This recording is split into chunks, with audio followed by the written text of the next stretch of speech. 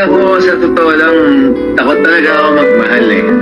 Dahil kapag parang, syempre pag nagmahal ka, parang syempre gusto mo sana yun na yung last. Eh, pag hindi natutuloy yun, parang masyado akong dinadamdam yung mga ganun. Parang masyado akong naapektuhan. Kumbaga, hindi naman araw lang yung pagitan, buwan lang, taon nga eh. Parang nararamdaman mo pa rin yung sakit hanggang makamove on ka. Yun, hirap ako mag-move on. So, parang in a way, takot ako magmahal. Pero hindi dapat yun yung dahilan. Parang siguro, nasa edad ko rin ngayon, na parang itry mo lang nang itry. Magmahal ka na nagmahal. Kung kaya mong mahalin lang. Kung kaya mong mahal ngayon, bakit hindi? Kasi ang sarap ng feeling ng may mahal ka at minamahal mo.